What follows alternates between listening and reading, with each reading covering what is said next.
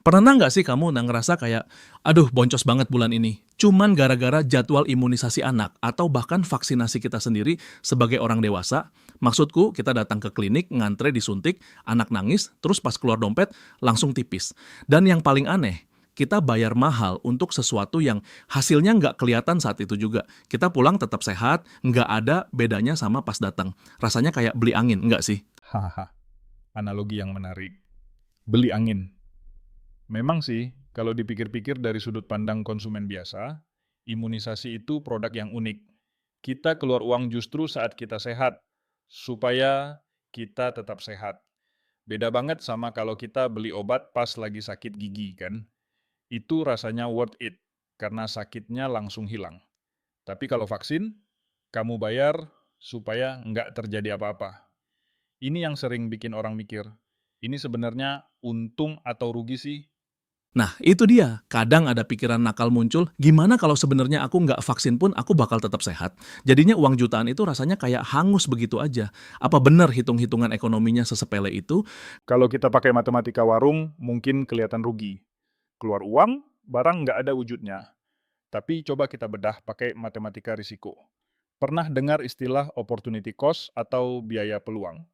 Di dunia kesehatan, biaya itu bukan cuma apa yang kamu bayar di kasir apotek. Biaya sesungguhnya adalah apa yang harus kamu bayar kalau kamu tidak melakukan itu. Oke, maksudnya biaya kalau jatuh sakit, tapi kan belum tentu sakit juga. Itu kan probabilitas. Betul, hidup itu penuh perjudian. Tapi mari kita mainkan skenarionya. Anggaplah biaya paket imunisasi lengkap itu mahal. Katakanlah setara harga satu motor baru kalau ditotal selama beberapa tahun.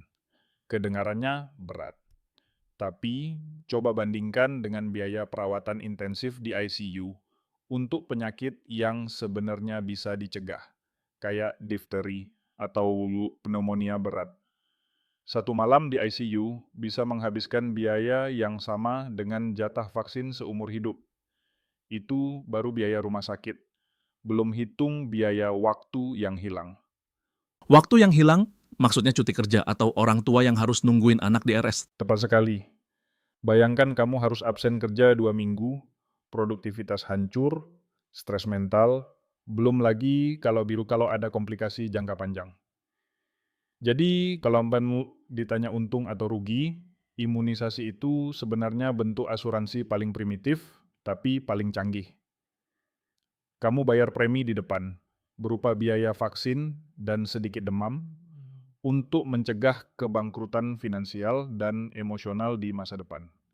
Jadi ini kayak kita bayar satpam buat jagain rumah ya. Satpamnya dibayar tiap bulan, malingnya nggak pernah datang. Kita mungkin kesel bayar satpamnya, tapi begitu satpamnya dipecat dan rumah kemalingan, baru kerasa kalau gaji satpam itu sebenarnya murah banget. Analogi yang brilian. Dan ada satu lagi konsep yang orang sering lupa, the prevention paradox. Ketika pencegahan itu berhasil, hasilnya adalah kesunyian. Nggak ada drama, nggak ada krisis, nggak ada berita heboh. Karena nggak ada apa-apa. Itulah orang jadi meremehkan nilainya.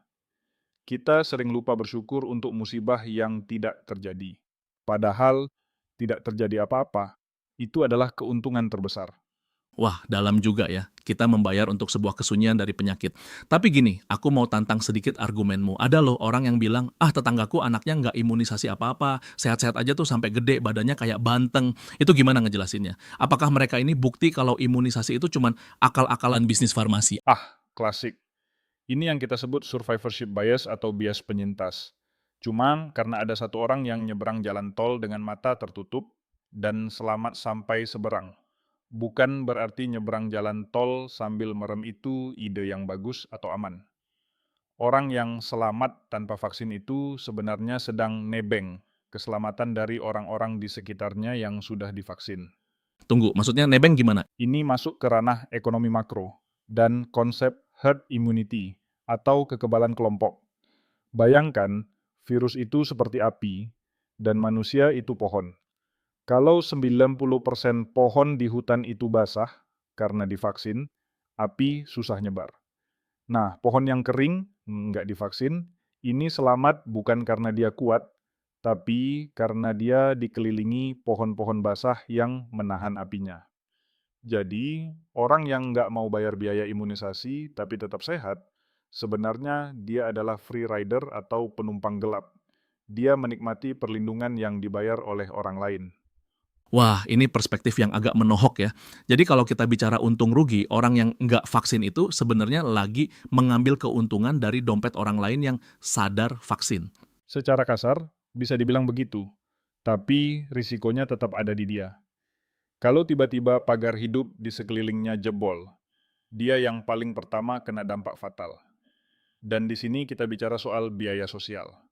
Kalau wabah balik lagi, ingat kasus polio atau campak yang sempat KLB, kejadian luar biasa lagi, biaya yang dikeluarkan negara untuk menanggulanginya itu triliunan.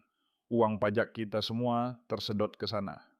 Jadi, imunisasi itu bukan cuma investasi pribadi, tapi investasi ekonomi negara.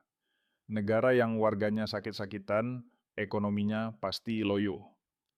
Oke, aku mulai paham skala makronya. Tapi mari kita balik lagi ke level individu, ke dompet kita sehari-hari. Banyak orang tua muda sekarang yang aware tapi terbentur biaya. Vaksin subsidi pemerintah ada, tapi kadang antrenya panjang atau stok habis.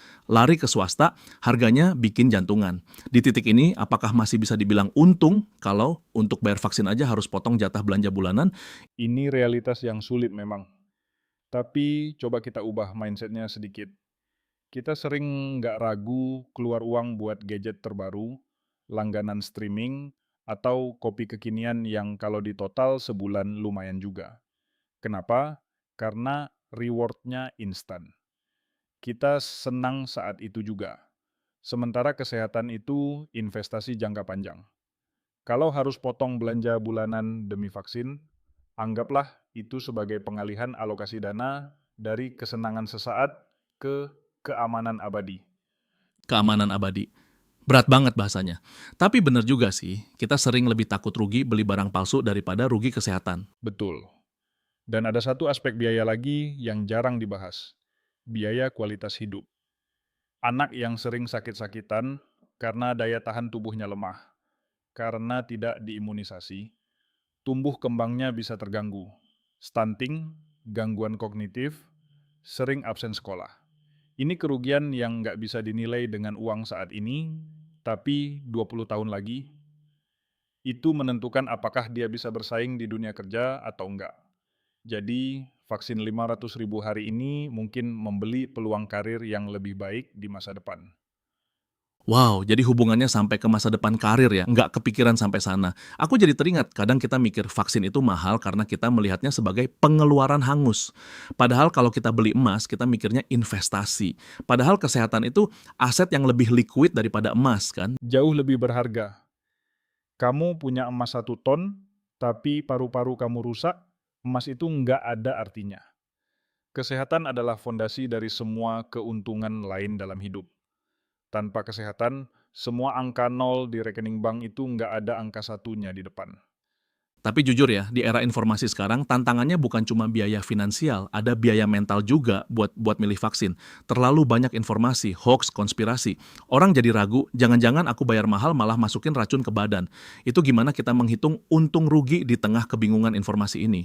Itu poin yang sangat krusial. Biaya verifikasi informasi sekarang memang mahal. Kita harus meluangkan waktu untuk riset, baca jurnal, atau konsultasi ke dokter, bukan cuman baca judul berita di grup chat keluarga. Keraguan itu wajar. Tapi begini, skeptis itu sehat, tapi sinis itu berbahaya. Kalau kita ragu, lihatlah datanya. Sejarah nggak bohong. Cacar api musnah, polio hampir punah, angka kematian bayi turun drastis. Itu bukan kebetulan. Itu hasil dari investasi global dalam imunisasi. Kalau kita memilih untuk percaya konspirasi tanpa dasar, kita sedang mempertaruhkan nyawa dengan mata uang ketidaktahuan. Dan percayalah, harga dari ketidaktahuan itu jauh lebih mahal daripada harga vaksin termahal sekalipun. Harga ketidaktahuan lebih mahal daripada vaksin. Itu quote yang harus ditempel di dinding puskesmas kayaknya. Jadi kalau bisa aku rangkum obrolan kita, perdebatan soal mahal atau murah ini sebenarnya cuma masalah perspektif waktu ya. Tepat sekali. Ini pertarungan antara bias jangka pendek lawan visi jangka panjang. Otak manusia memang didesain untuk menghindari kerugian instan, uang keluar sekarang. Makanya kita berat bayar vaksin. Tapi kita harus melatih otak kita untuk melihat ancaman masa depan. Untung rugi imunisasi nggak bisa dilihat di strak pembayaran klinik. Keuntungannya ada di senyum anak yang tumbuh sehat, di tidur nyenyak kita karena nggak was-was kena wabah, dan di masyarakat yang produktif. Rasanya kayak kita lagi bahas investasi saham blue chip ya. Nggak bikin kaya mendadak, tapi menjamin kita nggak miskin mendadak di masa tua. Metafora yang pas.